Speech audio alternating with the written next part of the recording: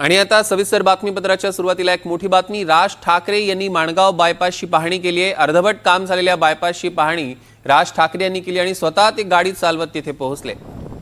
यावेळी राज ठाकरेंनी कंत्राटदार आणि प्रशासकीय लोकांसोबत चर्चा सुद्धा केली।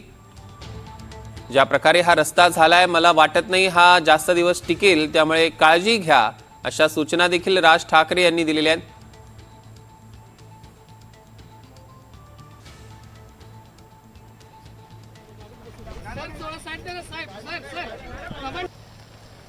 आपण बघतोय राज ठाकरेंकडनं माणगाव बायपासची पाहणी करण्यात आली। राज ठाकरे स्वतः गाडी चालवत इथे पोहोचले आणि स्वतः त्यांनी रस्त्याची पाहणी केलेली आहे आणि त्यावर प्रतिक्रिया सुद्धा दिली। ज्या प्रकारे हा रस्ता झालाय मला वाटत नाही हा रस्ता जास्त काळ टिकेल, जास्त दिवस टिकेल, त्यामुळे काळजी घ्या अशा सूचना देखील राज ठाकरे यांनी दिलेल्या आहेत।